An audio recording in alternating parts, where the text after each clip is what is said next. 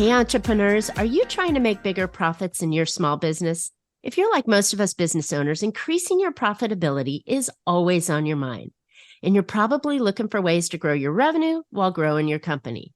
Well, you found a podcast that shares ideas to help you do just that. I'm Marcia Reiner, also known as the Profit Booster. I'm a business growth strategist. I've helped tons of small business owners to establish and implement a tangible plan that guarantees increased profitability, guide your growth, and plans for a future exit. Because building a profitable and sale-ready business creates a win-win scenario. That's more money now and a windfall when it's time to let go. And I look forward to sharing strategies that I've learned with you on today's Profit with a Plan podcast. But before we get started, I have this great, powerful training I want to share with you. It's called the 30-Day Profit Booster. This is where I'll show you how you can get a 45% boost in your net profit in just 30 days, simply by following a 3-step method that doesn't require that you're chasing more customers. And this quick and easy profit boosting strategy can be done without putting more money, not the first dollar, but additional money on marketing, hiring additional staff, or working longer hours. Go check it out at 30dayprofitbooster.com for more information. All right, I'm excited to have my guest on today. David McBee is an executive producer and host of Simplify TV, an online web series and podcast that provides opportunities to showcase leaders and doers in the marketing and advertising space.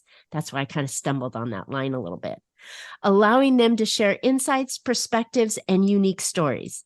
David also hosts the Simplify webinar series featuring industry news, technology rollouts, and training on all things related to advertising, targeted ads, and connected TV. David is a great keynote speaking for events, training, and educations, both virtually and in person. Topics include elements related to internet marketing. So David has a role at Simplify, and he graduated from Blue Springs High School, way back in '89, and Avila University with a bachelor's in, BFA. So I have to figure out what's a BFA. Bachelor of Fine Arts. Fine arts. See, I would have thought finance because I come from the financial world. Duh. Well, if it were finance, I would have made money, but I did the arts. And he's and theater in '93 and works in the fields of guerrilla marketing and yellow page advertising before transitioning to where he works in CEO, paid search, social media, web design, and more. He is honored to be one of the first Google certified AdWords trainers in 2008.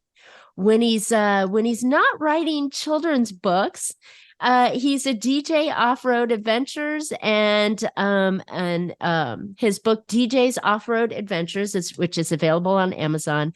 And he is passionate about reading, self-improvement, health, and outdoor, and his family. David, welcome to Profit with a Plan. So excited. Thank you for having me. It's always fun to hear someone talk about you, like in, reading your biography. It's like, oh, I've done a few things. That's kind of fun. I have done a few things, right?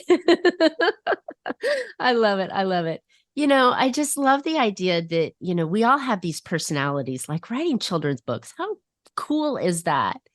And we can take these pieces of our own personality and infuse them into our business. And so I love that. I love the children's books is your jam. Yeah, and actually I never thought I would be a children's book author. That one just kind of happened on me after a real experience that I felt would be translated into a fun kids book. I love it. Okay, so we're here to talk today about getting an ROI on your marketing and your advertising and ads and stuff. So there was a little hiccup when I said that, because when I introduce my programs, I'm talking about things that you can do without spending, the word is additional money. You still have to advertise. You still have to market. You still have to put your ideas and concepts and pieces out there. And I think what people get nervous with is, how do they invest that money and know that they're getting a return on it? So I love this angle that we're going to talk about today. But When we go back, you went to theater. How did you get into SEO? How did you get into marketing? It's crazy. Oh, well, Stretch. actually, I went from theater, not making any money, to selling Yellow Pages, actually. So it was Yellow Pages that helped me transition into my career in the internet marketing world, because the internet came along and decimated the Yellow Pages. So I had to transition with it, or I was going to be left behind. But marketing, in a way, is still a yellow page. It's just online, right? Well, yeah, I mean, I went from Yellow Pages to doing Google AdWords, which is kind of like going from selling 8 tracks to selling CDs, right? It's kind of the same thing. A person is looking for a plumber, and in 1999, they went to the Yellow Pages for that plumber. And That was a thick book that got mailed once a year to your home. Half of it was white pages that had your personal telephone number in it, and the other half had these yellow ads in the front half of the book, or was it the back half of the book? no, I'm But glad you said that. I actually did a presentation the other day, and I mentioned something about the Yellow Pages, and I looked at the room and realized how young the audience was. And I was like, do you guys know what that is? And like, some of them literally did not. One of them was like, I think my parents used to prop me up on those at the kitchen table, but they didn't know what they were. And I thought that was crazy. yeah, in some towns they were literally a 3-inch book of really fine paper with a thicker cover on the outside. And if anybody remembers The Jerk with Steve, uh, what's his last name? Martin, Steve Steve Martin. Martin. He was so excited because he was really somebody because his name was in the yellow pages. I'm in the book. Oh my gosh.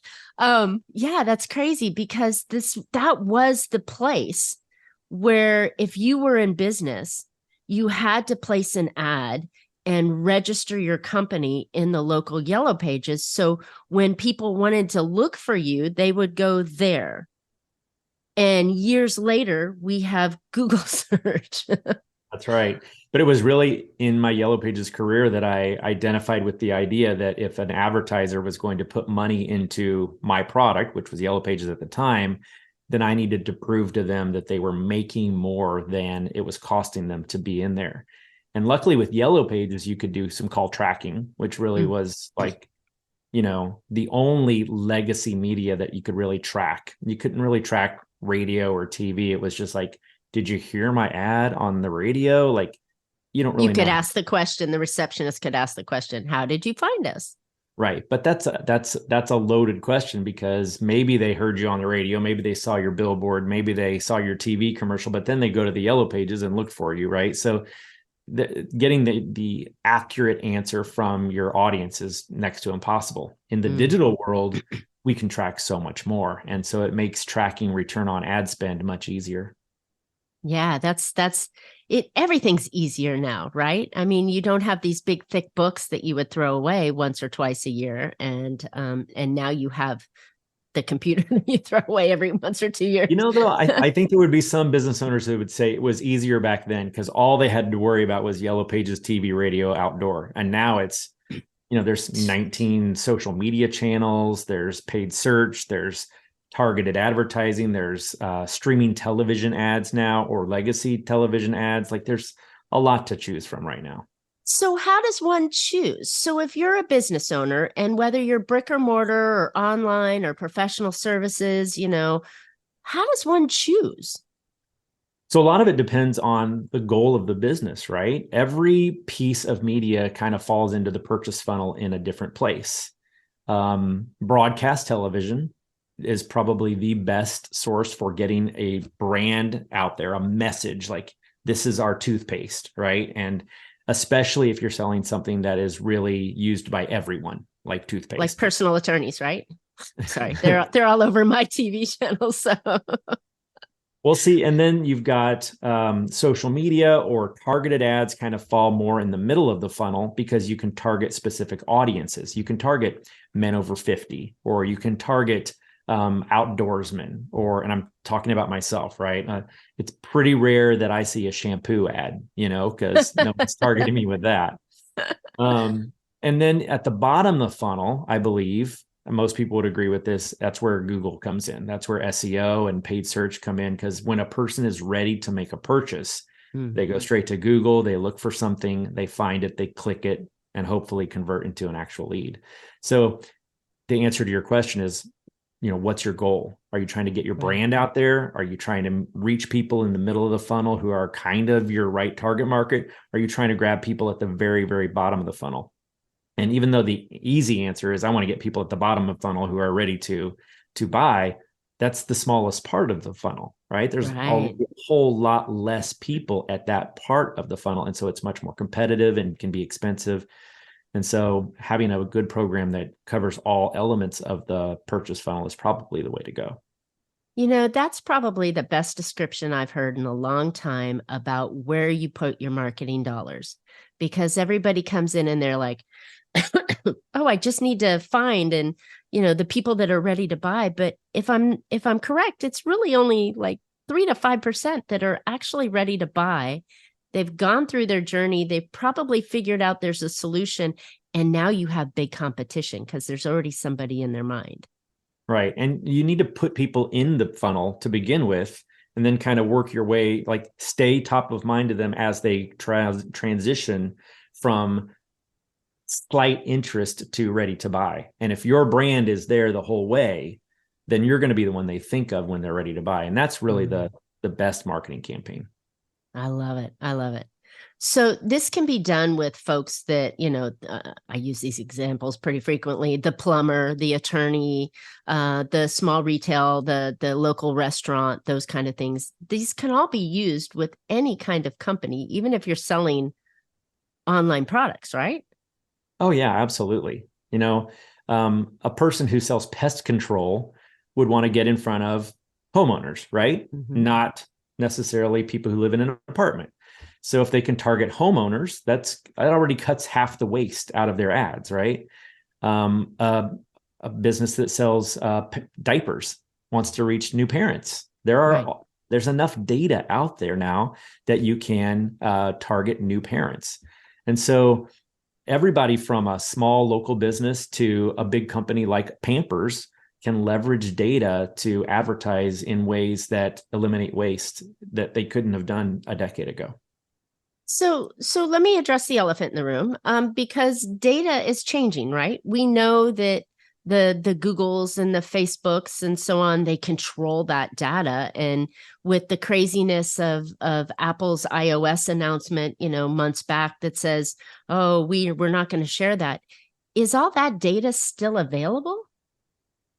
Well, it's interesting that you ask that. Data signals, I'm not a data expert, so I'm going to do the best I can to answer your question here, but data signals come from everywhere. They really do. Just the other day, my wife and I were in the same room, and she mentioned something about getting a migraine. I started seeing ads on my Facebook later that day for migraine medication. Get out of here. So there's definitely something going on there. But Big Brother's also looking in the room. Your microphone on your computer was on the whole time. Well, it's probably when you post to Facebook, you give it permission to access parts of your phone. So, and I'm not saying Facebook does that, but I do know it's technically possible for an app to listen in, and other apps do that too, right? Now, the good news is I don't think that most of these apps are trying to do anything nefarious, right? They just want to sell you stuff. So their goals are benign enough that it's probably not something to be worried about. The other piece of data that I'm a big fan of is geofencing or geotechnology, right? So almost every time you use an app, you give it permission to track your location. If you want to find a Chipotle, for example, you have to let the app know where you are so it can tell you where the closest Chipotle is. Yeah. Well, that data is also transmitted. So that means that advertisers can now target specific locations in the real world. They can target their competitors. Chipotle could target another QSR restaurant, a quick serve restaurant, and then show ads to them. So there's tons of really cool ways to leverage data, even with the things that Apple OS and Google are cracking down on. There's still going to be a million different data signals coming from other locations. Interesting. Well, I like that they're trying to protect our privacy because, that is really uncomfortable when your wife is talking about a migraine and then it shows up on your Facebook ads. But it's like, yeah, I looked for one thing, and now I'm getting all these ads that are just inundating me on the purse I wanted to buy or the shampoo I wanted or whatever it was. And I know that gets annoying and it's starting to bother people. But I think something that I'm in conversation, I'm a marketing geek by interest, even though I'm a profit person that's trying to drive profit. Marketing's part of it. But I was in a conversation the other day and we were talking about, just this conversation of how things are changing. And it kind of light bulbed me to say, well, it's going back from the targeted ads more to the organic social again, a little bit on this pendulum swing until it kind of comes back to normal. Because if we can't target the ads and retarget the clients, and it really doesn't make, you can't find out where they're shopping because all these controls, that maybe a blend of that organic style of who is my ideal client and where do they hang out and what would they be interested in hearing. So when they're shopping, that's when it pops up. Or when they see me on a regular basis, that's when I pop up in their mind. What are your thoughts on organic? Well, I think, organic social media is much more natural, right? It doesn't feel like an ad. It doesn't feel like it's unless trying it's to me. tell you. Then it is that awkwardy ad kind of salesy piece, but I'm just teasing. Well, I think the best social media follows what I call the rule of 3 E's. It's either entertaining, educational, or engaging. And as soon as it gets salesy, then people tend to ignore it, right? So I'm a big fan of anything organic. It's just quite a bit more work, technically, right. Crafting a the lot message. more work. So you're still getting an ROI, but you're trading your time for the return versus your dollar, which is always speeding. So something I think I should point out, though, you and I have been talking about being targeted. Like we're saying they're targeting me, they're targeting you, but technically they're not targeting Marcia or David. They're targeting our devices. And that's how they protect our privacy. All that data is associated with some kind of encrypted device ID. It's not attached to David McBee or to your name either. It should be protected pretty safely, though. Sure. It's we all know. I mean, we all know that targeting is done, and that's why these changes are coming on. So how does a business really take advantage? I love the idea that you mentioned earlier in the funnel of that you're doing these brand awareness kind of campaigns of putting you out there, educating people at the early part of the funnel, in the middle of the funnel when they're deciding and thinking about it, and then obviously at the end of the funnel when they're making their buying decision.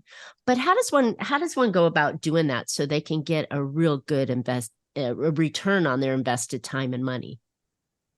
Well, I think the key is being able to track conversions in some way, right? And I think the very best way for me to explain this and answer your question is to share a real example of a business that I worked with a while back. Yeah, thanks. So this was a plastic surgeon that I was talking to, and we had proposed a full gamut of advertising techniques. We were going to do social media. We were going to do paid search. We were going to do targeted advertising, the works. And he was like, well, how much is all this going to cost? And I said, before I answer that, let's figure out exactly what you need to accomplish, right? And so he had a form on his website that potential patients could complete to get an appointment with him. And I said, well, how many forms are you getting in general? And he was getting about 30 a month. Okay, so that's a good starting point. I said, out of those 30 forms, how many of them come in and see you? And he said, about 3 out of 10 will come in and see me in person. And about 1 out of 10 of those become a patient.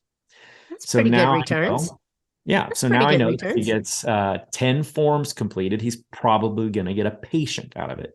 So then the next question was, well, how much is a patient worth to you? And this particular plastic surgeon specialized in the mommy makeover, if you know what that is, I do. And so the profit on that was over $5,000. I think it might have been more, but he was holding back a little, right? So I said, all right, I'm sure it was. So I said, if I said for, $2,500, you could have a brand new patient, would that make you happy? That's a 200% return on your investment. That's, you hand me a 20, I hand you $40 back. You hand me 50, I hand you $100 back. You give me $2,500, you get $5,000 back. Would that make you happy? Yes. And he said, well, yes. Obviously he wanted more than that, but I said, okay, so would you be happy with a $2,500 a month campaign if it resulted in 10 form completions? And that was kind of where we landed. He was like, okay, now I get it. I know what to look for. We were able to track not just the form completions on his website, but the form completions generated by our advertising, thanks to all the data signals that come with the ads. And so at the end of the month, all I knew what I had to show him was 10 form completions came from your $2,500 a month marketing campaign. And actually, I think we ended up doing a $5,000 marketing campaign with a goal of 20. And we were rolling out 30 and 40 in the results. So he was super happy, right? And that's a great example of it going perfectly right.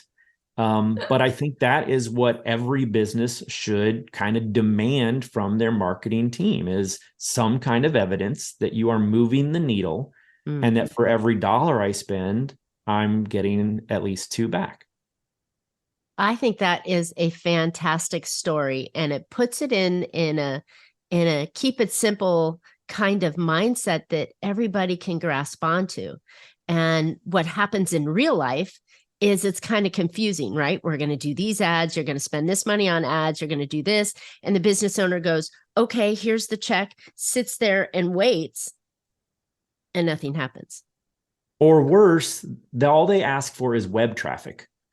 And you drive web traffic to them, hoping that they're going to convert it into leads, but there's no funnel on the other, and there's no process to. Exactly. They don't know if they turned those 200 or 300 clicks into 2 or 3 customers.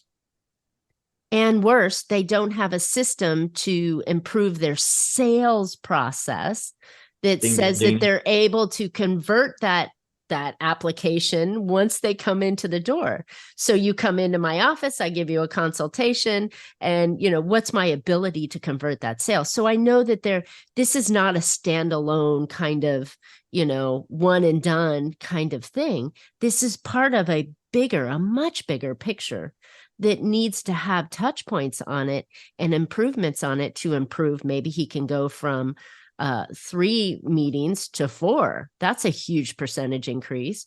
Or from every 3, he gets 2 clients instead of the 1. I mean, there's all sorts of little triggers we go. But in reality, though, if we reverse engineer everything, it all starts with getting the person into the top of the funnel in the first place. Exactly. Now, one problem with that story is that he has a really high customer value, right?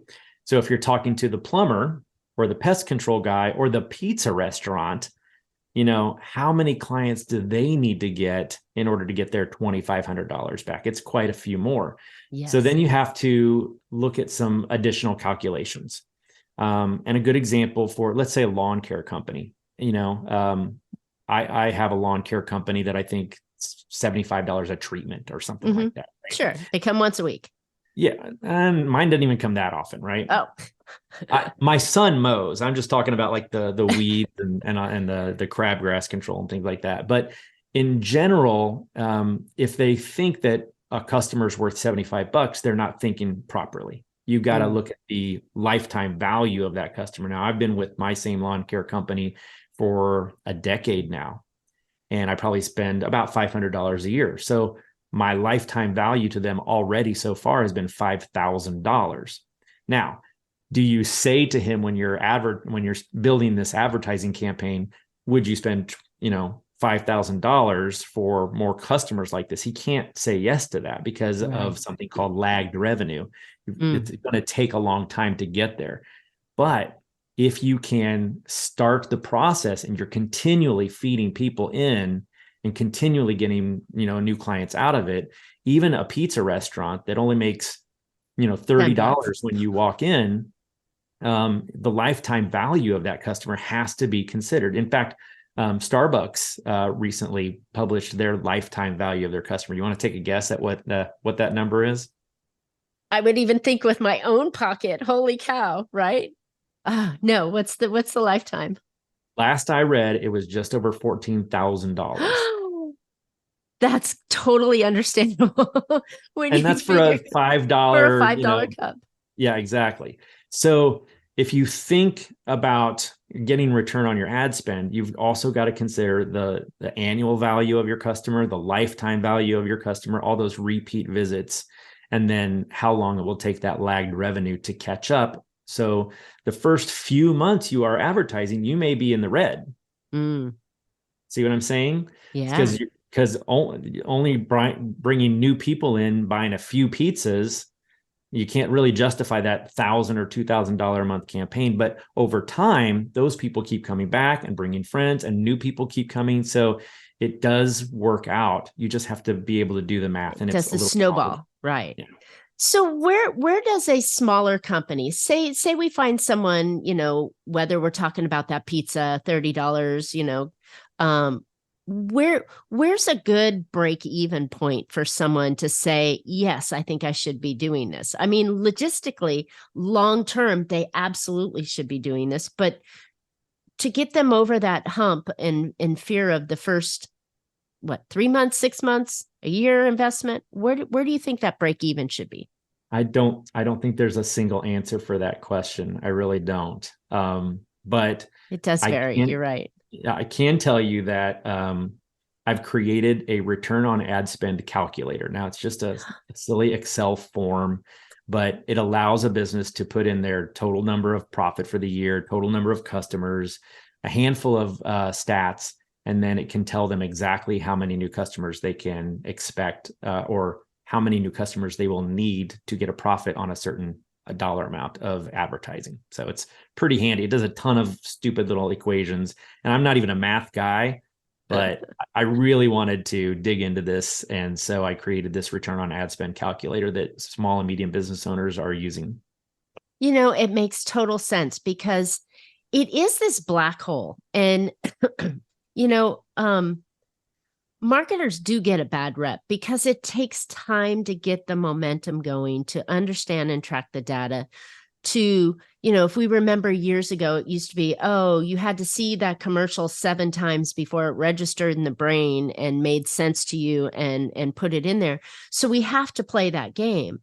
But the funny thing is the business owner on the other side, standing on the other side of the table is thinking, I'm investing this money every month and I need customers. They coming from that fear kind of mindset rather than this takes time and it's a process and we got to get the machine and the engine rolling first before it can start really producing the results you're looking for. So having a calculator, I think, allows the business owner to see that, oh, okay, I've got to have so many customers a month to offset this expense.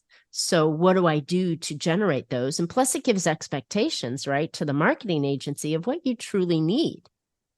Yep. So no matter who they're buying their advertising from, they can complete this form and hand it to them and say, look, if I'm going to invest $1,000 on your Facebook campaign, or if I'm going to invest $10,000 on your streaming television commercial campaign, these are my expectations. Yeah. And so as long as there is a good way to measure the results of those things, right? Like it would be really hard to use on radio because how do you know if a radio ad worked? You can't click it. You can't, I don't know. You just have to go to the website and hopefully there's a drop down box that says, I heard you on the radio, but or a coupon code that they announce on the radio, use coupon, radio and blah, blah, blah. Johnny sent you from Q104, right? But right. at the end of the day, that's still pretty anecdotal. Yeah. But with digital, everything, so many things can be tracked. Yeah, I love it. I love it. All right. So then when we're doing these kind of campaigns, because this is actually really, really helpful for business owners, because if you're not marketing, you're gonna go out of business. You have to market, and you have to advertise and get your name out there, or you're the best kept secret. And then again, the end result is you will go out of business.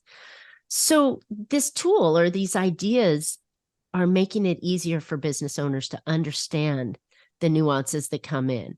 When we look at these kind of advertising arenas, right?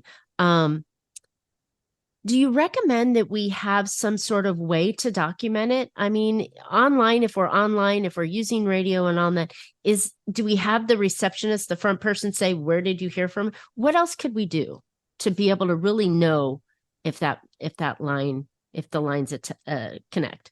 The problem with the receptionist is the answer they're going to hear 9 times out of 10 is, I found you on Google. Because even though if I saw your TV commercial and your billboard and heard your radio ad, when I finally want you, I'm going to go to Google and get your phone number. I'm going to call, and the reception's going to say, how'd you hear about us? You got Google right there open in front of you. So you're going to say Google. So you really can't track legacy media in the way that you can with digital. But on digital, you can use your UTM codes. There's so many things you can do to track exactly which ad drew the conversion to the website. And in fact, there's even technology now that can allow business owners to place a geofence, that's kind of an imaginary fence, digital fence around their own store, and then target people on their mobile phones as they're walking by. And then when this mobile phone comes into the store, it's counted and tracked as foot traffic conversion. Wow. I know, right? So let's say I own a little hardware store and I'm trying to get people from Home Depot and Lowe's to come to my little Dave's hardware store, right? Well, I can put fences around Home Depot and Lowe's, target those individuals, show them ads on their phones and their other devices, honestly, because of cross-device matching, which is a whole nother conversation. And then if the person comes to Dave's Hardware, because I've got a fence set up around my store, I can see that the device I targeted at Lowe's now came to my store, and now I've got a foot traffic conversion. So now I can say to the advertiser, hey, we drove 79 people into your store, and 79 is a low number for a hardware store, but we did this with a dentist and put like 48 people in her office in 1 month, and she was just amazing. Shocked. But we were able to track the foot traffic because of the technology. And so the answer to your question is, like, there's so many things in digital that can be tracked that you can use to do that return on investment calculation. And you just have to be working with someone who knows how to make that happen. I love it. I love it. So then, business owner, when you do invest in your marketing, you now know what your return on investment is. I love it. Even as awesome as everything I just said is, it's still not perfect, right? Because we can't measure how many of those people bought something or how much they bought unless you have e-commerce. But in e-commerce, you can measure cart value. I mean, you can measure down to the penny how much you made on the advertising campaign. Oh, I love it. I love it. So, Dave, this has been great. You've really given us some insight into how to make a return on our investment with our marketing dollars, right? Which is, like I said originally, this has always been that black hole. You're given money and you're like, I hope it comes through, and that's a terrible position to be into for both parties, right? Because if you on the market agency side can't prove your worth, then the business owner is not seeing the results in their mind. They're not going to want to pay you any longer. And now with these two pieces together, you can quantify what you're already doing and what the agency you're hiring and the teams you're hiring. So I can imagine that this is not something that every agency does. But is it really hard to set up? I mean, I don't know how many agencies are tracking all the way down to the dollar, like I've been talking to you about, but I think most digital agencies are implementing all sorts of tracking to say, this is how many people we drove to your website, or this is how many people we drove to your form and completed the form. This is how many people we drove to your physical location or bought e-commerce. I think most digital marketing agencies worth their weight are doing some kind of tracking. I hope so. I hope so. But it sounds like your methodology and the attention to detail that you're focusing on really is outstanding. So, Dave, we need to know, where can listeners find out more about you and how they can get an ROI on their marketing dollars? I am super hard to find on the internet. If you Google David McBee, I'm number one. That's awesome. I love saying that I'm number one. But seriously, my website is davidmcbee.com. And all my stuff is there. So I just republished that article about return on ad spend in anticipation of this interview. So it's the first thing on my blog when you get there, and there's a link to go download the calculator. So pretty easy to find. Just look for David McBee. I love it. I love it. Thank you so much. This has been so valuable, and it's really given me a new focus on the marketing and how to get more bang for your buck. So, because you got to do it, you might as well do it the right way. So, thank you. This is awesome. You're welcome. I'm super grateful that you had me on your show. Thank you. Me too. So listeners, I hope you found a couple ideas to put into your business that will help you be more profitable. I know that this is the angle, right? We need to understand what our marketing's doing for us, and the tracking model is there. And I would encourage you to give Dave an opportunity to look at your marketing, go through his calculator and figure out how to monetize your marketing and make it worthwhile. So that way you'll want to invest more in to grow your company. All right. Speaking of growing your company, how would you like to boost your profit 45% in just 30 days? Don't think it's possible? Check out my new training called the 30-Day Profit Booster. This quick and easy profit boosting strategy can be done without spending additional money on marketing or hiring more staff or working longer hours. Go get more information at 30dayprofitbooster.com. And we would love to hear your questions, feedback. Tell us what your calculating number is. Go check out Dave's calculator. Come back to the podcast. Tell us what you need to do to recoup that money. And we'd love to hear and see your comments on the podcast feed. While you're at it, please subscribe. You don't want to miss future podcasts. And you can always catch Profit with a Plan on any of your favorite podcast players. We're looking forward to more great profitable information on next week's show. So until then, make your plans and profit with them. Thanks so much, Dave. Thank you.